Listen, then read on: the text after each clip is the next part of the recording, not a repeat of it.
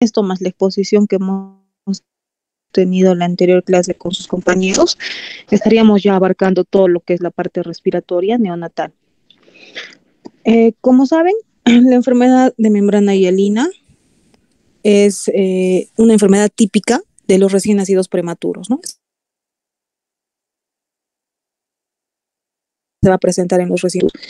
¿Y a qué se debe? Va a ser por el déficit de surfactante pulmonar, que es una sustancia tensoactiva que se produce en los neumocitos tipo 2. El surfactante pulmonar es una mezcla compleja de fosfolípidos, lípidos neutros y proteínas tensoactivas que, como estamos diciendo, ¿no?, se van a sintetizar a partir de las células alveolares o los neumocitos tipo 2. ¿Por qué los recién nacidos prematuros van a ser los afectados por esta patología? Porque estas células alveolares tipo 2 no se van a desarrollar hasta el inicio, ¿no?, del tercer trimestre de gestación. Es decir, su número y su capacidad para producir surfactante recién va a empezar a esta edad gestacional y va a aumentar totalmente durante el último trimestre del embarazo. En cuanto a la incidencia, va a aumentar inversamente proporcional, ¿no?, a la edad gestacional. Entonces, va a ser mayor a cuanto más prematuro sea nuestro bebito. Un 60% va a afectar a los menores de 28 semanas, 15 a 20% entre las 32 a 36 semanas y un 5% mencionan que podría ser incluso después de las 37 semanas, es decir, que no sean bebés prematuros. Pero esto ya sería por algún tipo de alteración en alguna de las proteínas, es decir, que no se sintetice algo ya genético que podría ocasionar este déficit de surfactante en bebés que son a término, que es muy raro. En cuanto a la fisiopatología, ya sabemos, primero tendría que ser un bebé prematuro, ¿no?, menos de 37 semanas de edad gestacional, en el cual va a haber lo que es perdón, chicos.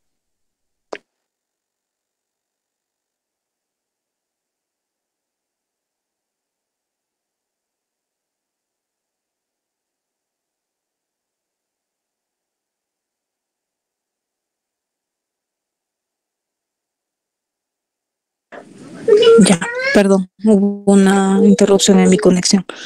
Se va a producir el déficit de surfactante. Entonces, ¿qué va a pasar? Va a haber un aumento de la tensión superficial, se va a producir lo que es el edema, va a haber una disminución de la compliance pulmonar. Esto es lo que va a ocasionar, ¿no?, lo que vamos a encontrar nosotros al examen físico, la polipnia, una respiración superficial o un síndrome de distrés respiratorio marcado.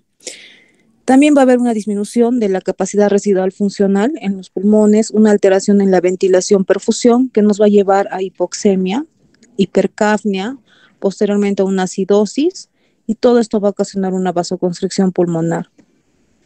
La clínica, ¿no? Básicamente lo que va a presentar este recién nacido prematuro, que puede ser ni bien nace o se puede desarrollar en las siguientes horas, teniendo un pico entre las 48 a 72 horas, porque se dice que va a nacer y todavía el surfactante que va a tener se va a llegar a consumir, teniendo este pico de la clínica, donde va a ser más intensa entre las 48 a 72 horas de vida y que va a empezar a mejorar hasta el séptimo día de vida. Lo característico en este caso, chicos, va a ser la dificultad respiratoria que va a presentar este neonato, ¿no? Y esto que incluiría aleteo nasal, quejido audible sin estetoscopio, retracción subcostal, intercostal, desbalance tóraco-abdominal. O sea, todo esto que vamos a evaluar, que vemos, ¿no?, que tiene mucha dificultad para respirar, acompañado también puede ser de desaturación, ¿no? En la pulsoximetría la saturación va a estar baja. ¿Qué es importante recalcar acá? El murmullo vesicular va a estar disminuido, ¿no? ¿A qué patología se parecería eso que ya hemos avanzado en la anterior clase? ¿Alguien me puede decir? Que no es exclusivo de prematuros lo anterior, ¿no? Pero que sí, también al examen físico había el murmullo vesicular disminuido o abolido. El síndrome de aspiración meconiana, doctora. Otro. Neumotórax, doctora. ¿Ya? ¿Quién habló? Alina, doctora. ¿Y el anterior quién habló, por favor? Marcelo Cáceres, doctora. Marcelo, muy bien. Sí, en ambos, ¿no? Pero lo más característico es en el neumotórax, ¿no? Entonces, ¿qué voy a diferenciar yo? Generalmente un bebé con neumotórax es un bebé, ¿podría ser un bebé prematuro? Sí. Que esté en ventilación mecánica o que esté con CPAP y estamos aplicando presiones muy altas, sí. También, ¿por qué podría ser un bebé prematuro? Porque generalmente requieren reanimación, que nosotros demos ventilación a presión positiva. Usamos mucha presión, podemos ocasionar un neumotórax. O un bebé que puede ser a término o posttérmino que nace mal, ¿no? O sea, tiene algún cuadro de asfixia, igual voy a reanimar y puedo ocasionar un neumotórax. El neumotórax espontáneo es raro, también se puede dar. En ambos casos, el murmullo vesicular va a estar disminuido. Puede haber edema periférico, puede haber palidez, pulsos periféricos débiles, además del aspecto inmaduro que va a presentar, ¿no? Haciendo un test de Capurro, obviamente vamos a ver que es un bebé prematuro. En la radiografía, ¿no? Básicamente, ¿cómo se van a dar cuenta ustedes? Va a ser por este patrón en vidrio esmerilado o este pulmón blanco que llamamos, ¿no? Que va a ir en grados. Por ejemplo, este ya es un grado severo, ¿no? La quinta imagen. ¿Se logra ver, chicos?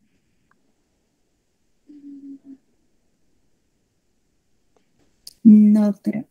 ¿No? Sí, porque en mi pantalla tampoco no cambia. Ya, ahora sí. Sí, ahora sí. Sí, ahora sí, sí, no sé, mi internet está terrible. Entonces, como vemos, este va a ser, ¿no? Ese pulmón blanco en un prematuro, ¿no? O este patrón en vidrio esmerilado, como estamos viendo en este caso, ¿no?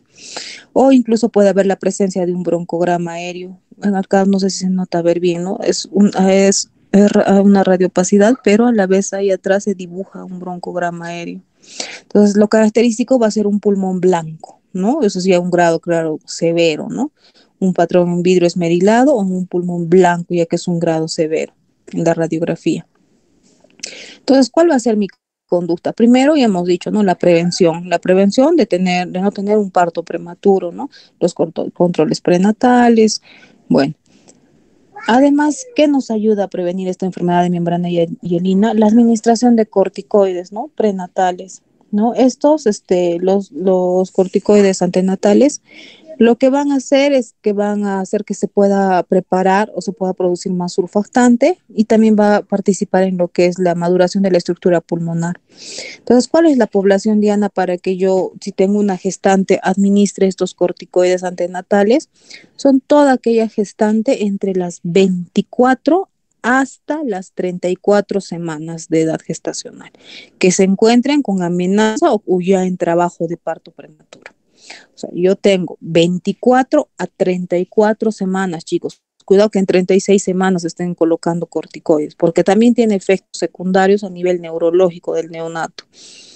Entonces, algunos estudios mencionan que incluso a las 23 semanas podría servir. Algunas guías lo recomiendan.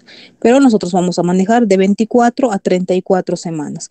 Ustedes tienen una gestante en el centro, puesto de salud que estén, que tiene esta edad gestacional y ya está iniciando un trabajo de parto. Hay una amenaza de trabajo de parto. Además de administrar los tocolíticos, la hidratación y todo lo que ustedes saben de obstetricia, tienen que poner inmediatamente su dosis de corticoide.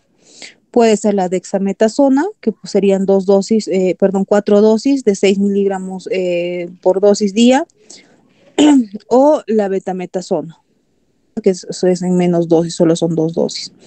Esto es intramuscular, entonces ustedes no pueden perder el tiempo y referir a una paciente sin haberle puesto por lo menos la primera dosis de corticoide. Entonces ponen su primera dosis, refieren a su paciente, ojalá se logre controlar, se logre hacer una adecuada tocólisis para poder administrar la segunda dosis y completar. Incluso algunos estudios dicen que si después de que nosotros hemos administrado estos medicamentos, ¿no? Los corticoides, y después de una semana no se produce este parto prematuro, se podría repetir un segundo ciclo de corticoides, pero teniendo siempre mucho, o sea, valorando, ¿no? Que recuerden, o sea, no es que los corticoides no van a ocasionar, no podrían ocasionar daño neurológico. Entonces hay que tener mucho cuidado de eso. Ahora, el manejo una vez que nace el bebé, ¿qué es lo que tengo que hacer, no? Ya sabemos si es prematuro, requiere reanimación, ya sabemos toda la parte cómo vamos a reanimar, con qué tubo vamos a usar, si necesita aspiración, ventilación a presión positiva, todo ya lo hemos visto. Acá el pilar en el tratamiento va a ser la oxigenoterapia, ¿ya? Diferentes formas de administrar oxígeno.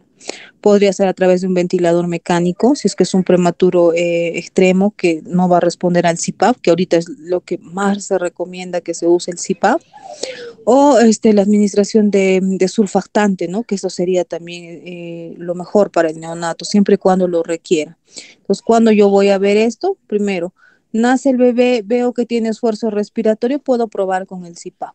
Le hago un AGA, veo cómo está, si está oxigenando bien, no está habiendo un aumento del CO2, el pH se encuentra bien, entonces puedo continuarlo en CPAP. Y sobre todo si no hace apneas, ¿no?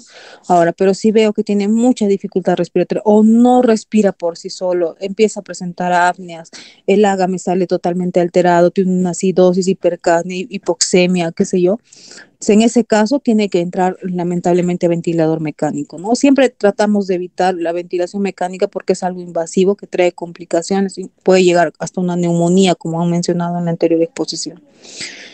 Entonces vamos a ver el FiO2, la cantidad de oxígeno que administramos. El tope para administrar CPAP es de 0.4 o 40% de FiO2. Una vez que yo requiero concentraciones mayores de oxígeno y mi paciente se encuentra en CPAP, yo voy a decir que mi CPAP ha fracasado. Entonces puede ser que requiera surfactante, administro surfactante. Hay formas de administrar el surfactante. Primero, la dosis de surfactante que usamos es de 4 cc por kilo. ¿Ya? Se administra máximo 3 dosis, mencionan. La primera dosis que podría ser de rescate que se aplica en menores de 30 semanas de edad gestacionales, ni bien nace el bebé, intubo al bebé, administro mi dosis de surfactante, lo extubo y lo coloco en CPAP, ¿no? Esa es la técnica INSURE, se llama intubación, surfactante, extubación. Hay otra técnica que se llama la técnica lisa. En esta técnica lisa, en lugar de usar un tubo endotraqueal, yo voy a usar una sonda. Entonces igual voy a bajo la laringoscopía, introduzco la sonda, voy a ver que tengo que verificar que realmente se encuentre en tráquea, porque ahí no voy a administrar ventilación a presión positiva y no voy a poder escuchar los pulmones, no voy a poder verificar, ¿cierto? Entonces, a la visualización tengo que estar segura que me encuentro en tráquea. Y a través de esta sonda igual voy a administrar el surfactante pulmonar, que es en líquido, voy a cargar en una jeringa y voy a ir administrando, ¿no? Esas son las dos formas de administrar este surfactante, los dos métodos que tenemos. La segunda dosis se puede administrar generalmente 6 horas después de la primera y dicen que la tercera podría ser hasta 12 horas después, ¿no? Pero en realidad no es siempre así. Si mi paciente se encuentra muy mal y hay un consumo de surfactante, yo puedo administrar antes. Eso sería todo en lo que es la enfermedad de membrana hielina, ¿no? Una patología casi exclusiva de lo que son los recién nacidos prematuros. Ahora vamos a ver lo que es la taquipnea transitoria del recién nacido. La taquipnea transitoria tiene varios nombres, ¿no? Le dicen pulmón húmedo o distrés respiratorio inexplicable del recién nacido, taquipnea neonatal, síndrome de distrés respiratorio tipo 2, el 1 lo decían la enfermedad de membrana hielina, pero ya no se usa ese término. Y un término nuevo que están usando es la mala adaptación pulmonar. Pero lo mejor es la taquipnea transitoria del recién nacido. ¿Qué es lo que se va a producir acá? Acá el trastorno básico va a ser que va a haber un edema pulmonar, que esto va a resultar de una inadecuada o que no se dé una reabsorción o eliminación del líquido alveolar fetal, ¿no? Que esta no sea inmediata, que sea algo tardío, esta reabsorción y esta eliminación del líquido alveolar fetal. Entonces va a ser la causa más común de dificultad respiratoria en los recién nacidos. Pueden ser prematuros tardíos o recién nacidos a término, generalmente. ¿Y esto en quién más se va a presentar? Sobre todo va a ser muy frecuente en aquellos partos por cesárea, que no han tenido trabajo de parto, o sea, que no hubo contracciones, el pulmón no se ha podido adaptar, no se ha dado esta reabsorción del líquido fetal, ¿no? Es una condición benigna y que generalmente se va a autolimitar. La incidencia dice 11 por mil nacidos vivos, un 32% de los cuadros de distrés respiratorio neonatal, pero generalmente es algo benigno y como dice, ¿no? Esa es la característica, o sea, se va a resolver solo, este líquido se va a llegar a reabsorber y no va a pasar nada. Y el antecedente generalmente son partos por cesárea o partos precipitados, ¿no? Un parto que se da muy rápido y no da lugar a que este pulmón se pueda adaptar. La fisiopatología va a ser la distensión de los espacios intersticiales por el líquido pulmonar que va a dar lugar a un atrapamiento de aire, ¿no? Y esto va a ocasionar que se dé una disminución de la distensibilidad pulmonar y como mecanismo de defensa, el cuerpo que va a hacer va a llevar a lo que es la taquipnea.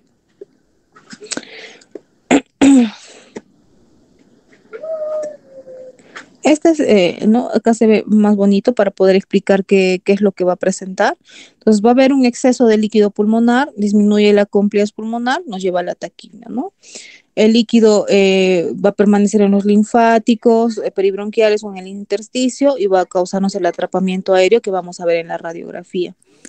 Una alteración ventilación-perfusión que nos lleva a la hipoxemia y este edema alveolar que también se va a producir, la disminución de la ventilación a la hipercapnia.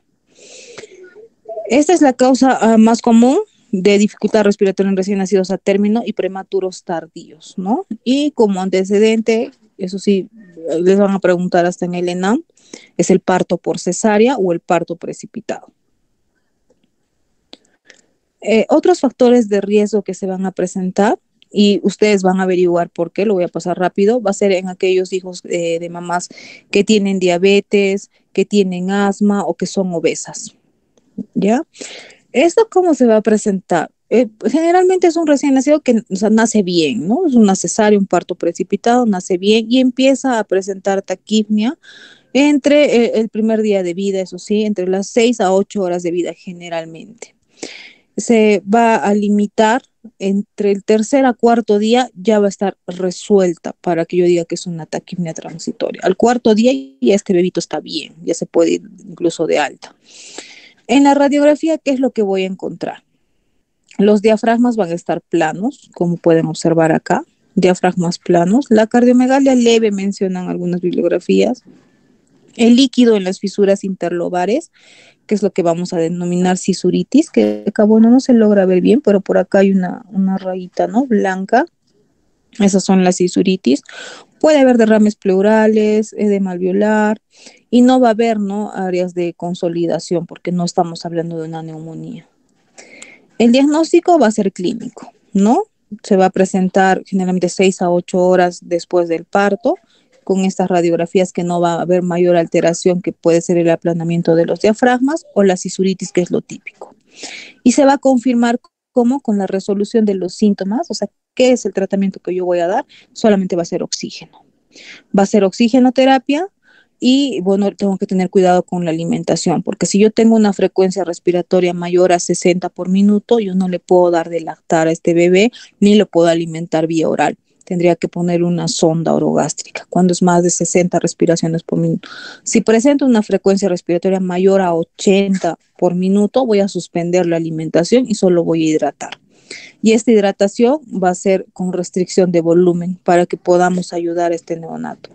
Mencionan también, ahora está, ¿no?, bastante en auge lo que es la ecografía pulmonar, pero esto es bastante operador dependiente y también es un poco complicado porque no todas las UCIs tienen un ecógrafo disponible para poder ver estos hallazgos que menciono. Entonces, el manejo. Lo único va a ser la administración de oxígeno, la alimentación, ¿ya? El aporte que yo le voy a dar tiene que ser restringido. Por ejemplo, si es un bebé que es a término, le voy a dar lo mínimo, que sería 60 cc por kilo día. Si le voy a dar solo vía oral, tengo que asegurarme que su frecuencia respiratoria sea menos de 60 por minuto, pero esto estamos hablando de una taquipnea, obviamente no va a ser así, va a ser mayor. Entonces, en ese caso voy a colocar una sonda orogástrica para alimentar a este bebé.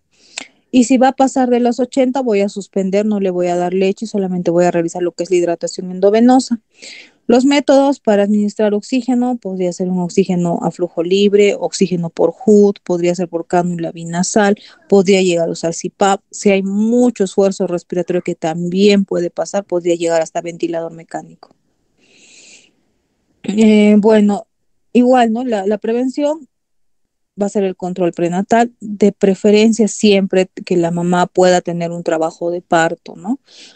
O sea, que tenga por lo menos el inicio de trabajo de parto. Así hay indicación de cesárea, no sé si tiene una pelvis estrecha, la mamá igual va a ser cesárea.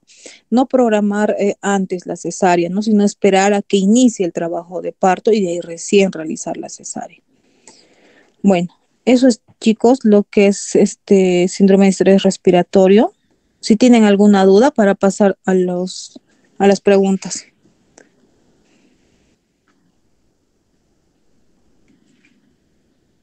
Ya, bueno, entonces todo claro. Por ejemplo, en esta pregunta, los que quieren participar me dicen, les voy a aclarar de una vez, el examen final o la nota final, ¿no? Del tercer aporte, generalmente es igual, ¿no? Tendría que ser 40% práctica, 60% teoría, eso se va a respetar. Pero en la teoría yo voy a considerar los seminarios, que no lo hemos considerado en los anteriores exámenes, y también las tareas que presenten y todas las participaciones que ustedes tienen, que yo los tengo registrado. ¿Ya? Para este examen de tercer aporte no va a haber repaso, chicos, y el examen va a incluir todo. ¿De acuerdo? Entonces, tienen que estar atentos. Realmente, en la práctica, bueno, con el grupo que tengo, hay chicos que sí, o sea, responden bien, asisten a tiempo, vienen con una presentación adecuada, como también hay otros chicos que no.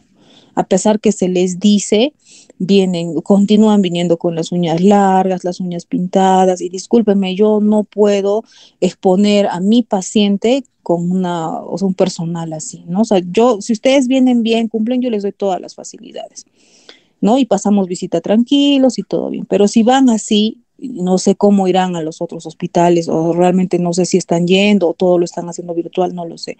Pero yo no puedo, ¿no? O sea, yo no le voy a dar a un recién nacido para que examine a uno de ustedes que viene, a una chica que viene con las uñas largas, con sus uñas bien pintadas, no.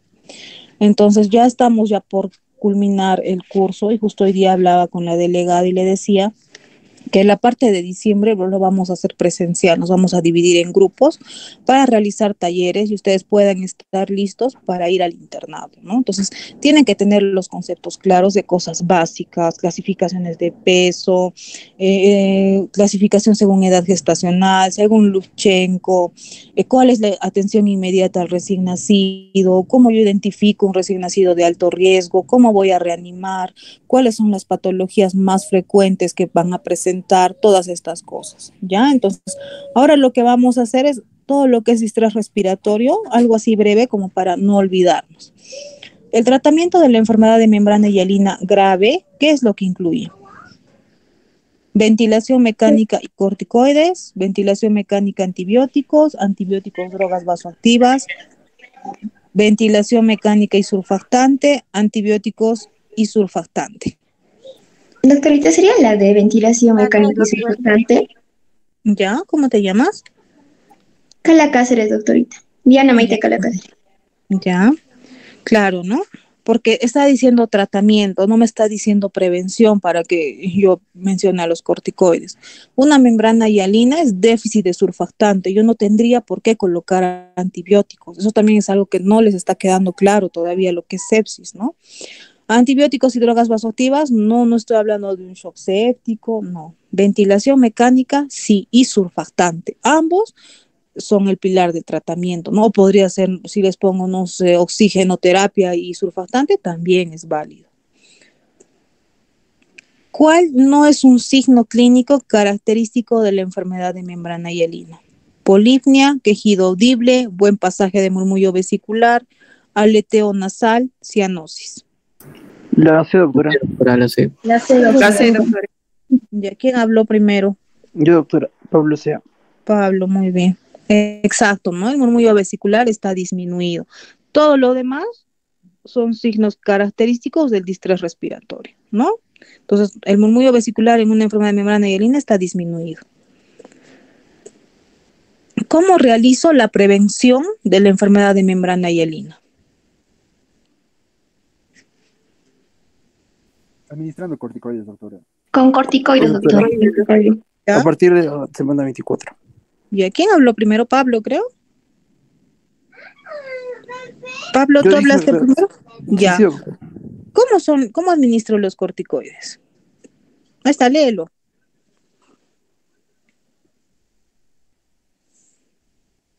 No está, doctora, pero según sabías administrar. Ya. ¿Ya no sale? Ay. Espérate, me he pasado. Ahí está. Demora un poco, ¿no? Como lo han dicho, entre las 24 a 34 semanas, o sea, menor o igual a 34 semanas, yo tengo que poner corticoide. 2 dosis de betametasona o podrían ser 4 dosis de dexametasona. ¿Cuáles son las estrategias del uso de surfactante? O sea, ¿cómo yo coloco el surfactante? Ya les he mencionado las técnicas.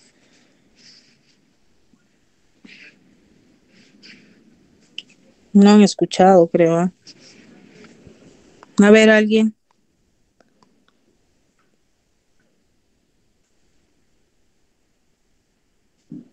Doctora, mencionó que podíamos poner, intubamos, colocamos el surfactante y luego estubamos, y el otro era la forma lisa, donde poníamos una sonda y luego colocábamos el surfactante. Muy bien, Alina, ¿no? Sí, doctora. Ya, exacto, ¿no? Primero la dosis, tienen que saber. ¿Por qué? Porque ustedes van a ir a atender en su internado prematuros. Claro, no van a ir solos, van a ir acompañados y les van a preguntar.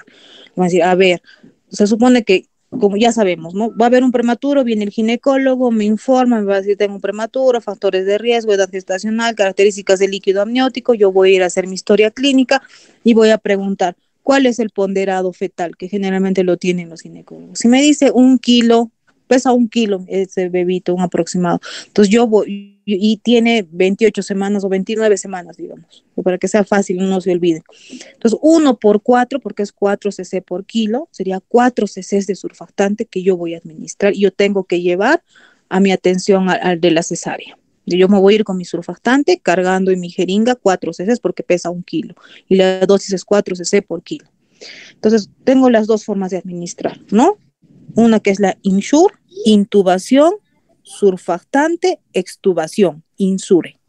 Y la otra es la técnica lisa, que va a ser con una sonda, que es lo mismo, ¿no? Entonces voy a agarrar mi laringoscopio, introduzco, voy a asegurarme de estar en vía aérea y voy a administrar estos 4 cc de surfactante. Esa es mi forma de administrar. Y también puede ser que mi bebito ya esté en ventilación mecánica y yo también tenga que administrar el surfactante. También es otra forma. ¿Cuál es la etiología? Eso es de la anterior exposición, las preguntas que les tenía, de la neumonía neonatal. Los del grupo que han presentado la anterior vez. Doctora, puede ser de dos maneras, una de transmisión vertical y otra también de horizontal, que puede ser nosocomía. Ya, ¿no? Esas son las de la forma vertical, ¿no? Generalmente son los gérmenes que se van a encontrar en la vía del parto, estreptococo beta hemolítico, Escherichia coli, o sea, gram negativos, ¿no? Es raro los atípicos, pero también lo menciona la bibliografía. También pueden ser dadas por virus, chicos. También puede haber neumonías dadas por virus. Está el torcho, el VIH, adenovirus, listeria, que también lo he mencionado. Las nosocomial, estas dependen, ¿no? Depende mucho de cuál sea la flora que nosotros tengamos en nuestra UCI. No es lo mismo la UCI del seguro a la UCI del regional, a la UCI neonatal de Lorena, ¿no? O sea, cada UCI maneja sus propios gérmenes.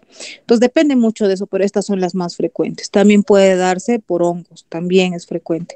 Y si es una neumonía neonatal que se ha adquirido en el hogar, puede ser. Generalmente, ¿en qué se va a presentar? Si yo tengo mi hijita que no sé, tiene 4 años, va al jardín y también tengo un bebito de recién nacido y viene mi hijita, se contagia en el jardín y le contagia a mi hijito y a mi hijito sí le da una neumonía, ¿no? Pues generalmente lo más frecuente que tenemos ahora es el virus sincitial respiratorio, la influenza y la parainfluenza. Eso es ahorita lo más frecuente que hay, pero va a depender, ¿no? De en qué contexto nos encontremos. 3 factores de riesgo para neumonía neonatal. Doctora, puede ser la prematuridad, la baja de peso y también el RPM prolongado, no más de 18 horas. Ya, muy bien. ¿Cuál es tu nombre? Yurisa Subelete, doctor. Ya. ¿Alguien más? ¿O son los únicos factores de riesgo? Ya, doctora. También es el parto postérmino. También las mujeres que consumen de sustancias adictivas como drogas y también aquellas mujeres que pueden presentar antecedentes de comorbilidades como diabetes, hipertensión arterial. Postérmino, O sea, no es que sea un factor de riesgo. Dice, tal vez eso también hay que aclarar. Postérmino sí puede darse, pero más frecuente cuando les mencionen postérmino, enfóquense en el síndrome de aspiración meconial. O sea, no es que sea exclusivo, pero es más frecuente. Bien, ¿cuál es tu nombre, por favor? María Morales López, doctora. ¿Ya? ¿Alguien más?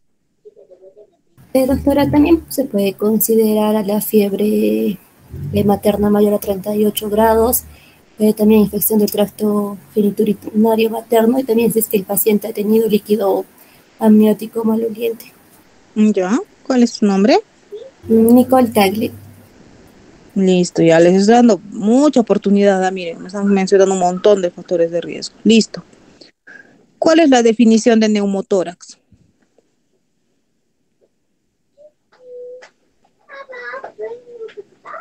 Los que han presentado la exposición en la anterior clase. Doctora, la existencia de aire entre la pleura visceral y parietal. ¿Ya? ¿Qué más? ¿Algo más? Ahí está, léelo. Y puede aparecer espontáneamente como resultado de traumatismos o procedimientos médicos. Y el diagnóstico se basa en criterios clínicos y en la radiografía de tórax. Exacto, ¿no? Es la presencia de aire en el espacio pleural que nos va a causar un colapso pulmonar que puede ser parcial o completo. Listo. ¿Qué criterios clínicos yo voy a tener?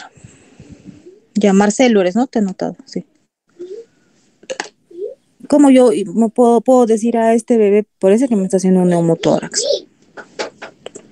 En cuanto a la clínica, doctora, la apnea y bradicardia también presentaría cianosis y dolor subclorítico que lo transmitiría como llanto, ¿no? Y en cuanto al examen físico, la expansión asimétrica del tórax, aumento del timpanismo y disminución del murmullo vesicular. Muy bien. Generalmente, ¿cómo se van a dar cuenta ustedes de un neumotórax? No, primero, el antecedente. Un bebé que esté en ventilador mecánico, que esté en CPAP o que haya requerido reanimación. Ahí es, o sea, que es un bebé que ha nacido mal y yo he tenido que reanimarlo y he dado ventilación a presión positiva. Es lo más frecuente. Entonces, ¿qué pasa? Empieza a tener desaturación, desatura, empieza a tener cianosis, tú administras, aumentas el FiO2, pero sigue desaturando, está muy inestable, ves el tórax y generalmente hay un abombamiento del tórax, ¿no? O sea, va a estar más alto este tórax, ¿no? Va a estar abombado, pues eso, y va a tener distrés respiratoria. ¿Qué hacen entonces, no? O sea, yo estoy en la UCI, ¿qué hago? ¿Cómo puedo, además de la radiografía, yo saber que esto es un neumotórax? Porque digamos que yo hago la solicitud de placa de rayos X y el de rayos X me dice, ahorita estamos, digamos, otra vez en lo del COVID, me dice, ¿sabes qué? Yo me encuentro ahorita en el área COVID, voy a tomar placa a todos los pacientes que tengo de COVID y voy a ir a sacar la radiografía a tu paciente en unas 3, 4 horas. ¿Qué hago? ¿Espero? No, se va a morir, porque esto es rápido. La transiluminación, agarro una linterna y voy a transiluminar el tórax. Van a buscar ustedes cómo se ve, no lo he puesto, pero van a buscar y me van a decir cómo se ve el hemitórax afectado con una transiluminación con mi linterna. Entonces, de esta forma yo voy a hacer el diagnóstico, inmediatamente voy a actuar. ¿Qué es lo que voy a realizar? ¿Cómo se trata el neumotórax? Con drenaje, ¿cierto? Voy a agarrar mi aguja o mi abocado y voy a drenar. Listo. La fisiopatología del SAM. Alguien que lo lea. No importa, pueden leer si quieren. No hay ningún voluntario para leer. Yo, doctora. ¿Ya? Dentro de los mecanismos para la lesión van a incluir la toxicidad directa del meconio, ocasionando neumonitis química. Esta, doctora, generalmente es lo que leía a partir de la fosfolipasa, que era por lo que le generaba la inactivación del surfactante, que hace que, o sea, la aspiración de neumotórax hace que colapsen los alveolos y eso hace que se necesite. O sea, el meconio va a inactivar al surfactante. O sea, este paciente sí tiene surfactante, pero esa neumonitis química inactiva. Es por eso que incluso en el SAM también hay indicaciones para que podamos usar lo que es el surfactante a dosis más altas. Ya, continúa. Bueno, inactivación del surfactante, activación del complemento, vasoconstricción, así como la obstrucción parcial o completa de la vía aérea por meconio. Esta obstrucción, doctora, puede generar también un neumotórax. Y bueno, también cuando es completa da lugar a la telectasia con alteración de la relación ventilación-perfusión y aumento de la resistencia pulmonar con cortocircuito de derecha a izquierda, y la obstrucción es parcial por mecanismo de válvula, se produce atrapamiento aéreo, lo que facilita el desarrollo de enfisema pulmonar intersticial y neumotórax. Exactamente, no se puede ser una obstrucción total o puede ser parcial. Generalmente es parcial y sí, la complicación que tenemos con el SAM va a ser el neumotórax, que también. Y como les decía, ¿no? Eso también que quede claro, el surfactante no solo es en enfermedad de membrana hialina, también puedo usar en síndrome de aspiración meconial. Y lo importante, el meconio, que me va a ocasionar una neumonitis química. ¿Cuál es tu nombre? María Morales López, doctora. López. Ya. Es un neonato que tiene 42 semanas de edad gestacional, nace por cesárea, presenta signos de dificultad respiratoria desde el nacimiento, radiografía de tórax, hay infiltrados difusos en parches e hiperinsuflación. ¿A qué patología correspondería estos hallazgos? Sí, síndrome de aspiración meconial, doctora. Hablaron dos, ¿quiénes han sido? Marcelo. Sueleta, doctora. Belete y Marcelo. Ya, claro, ¿no? Por eso les van a preguntar en el ENAM, porque generalmente no varían mucho las preguntas, van a ponerse es prematuro, a término, postérmino, nace por cesárea, si fue líquido, características del líquido amniótico, todo eso, ¿no? Y acá sí, pues 42 semanas, tiene dificultad respiratoria, en su radiografía hay estos infiltrados difusos en parches, hiperinsuflación, estaríamos hablando de un síndrome de aspiración. Aquí está, ¿no? No se ve muy bien en la imagen. ¿Cuál es el tratamiento que indicarían para este paciente? Para el SAM, el síndrome de aspiración meconial. ¿Cuál es mi tratamiento?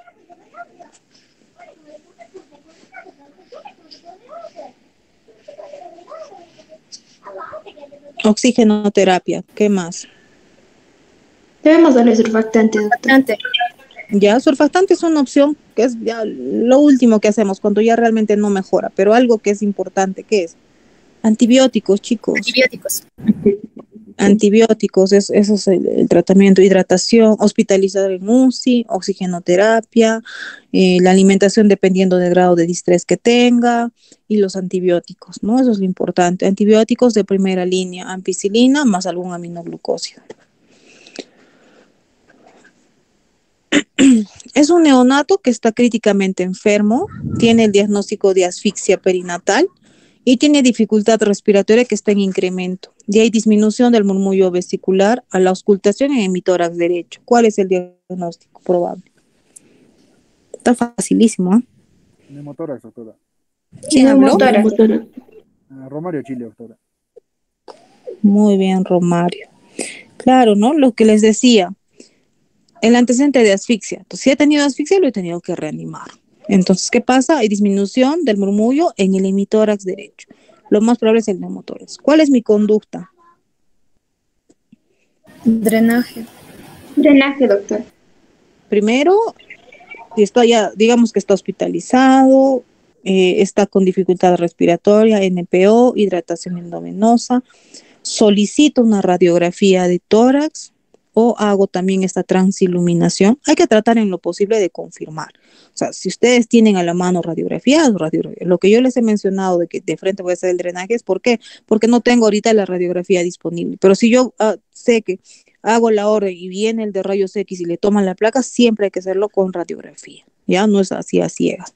Y si no va a poder venir y mi paciente está mal, y yo veo, no, ahorita se me va a ir, entonces hago la transiluminación y hago el drenaje. Listo, chicos. Eso es todo lo que quería presentarles hoy día. ¿Dudas que tengan, por favor?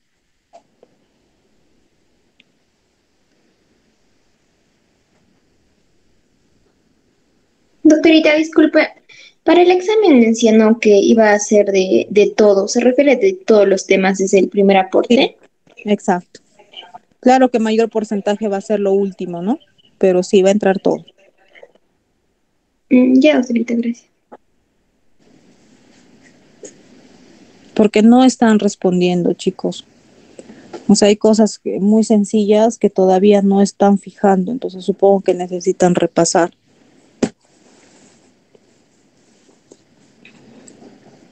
Entonces, ninguna duda. Mañana entonces nos vemos con el seminario que corresponde y una clase pendiente que la voy a reprogramar, que nos estaría faltando. Sí, doctora, por favor, no sé si nos podría compartir sus diapositivas. Ya, lo voy a colgar en el aula virtual en un momento, por favor. ¿Ya? Sí, lo voy a poner. Listo. Gracias, doctora. Buenas noches. Cuídense mucho. Gracias, doctora. Gracias, doctora.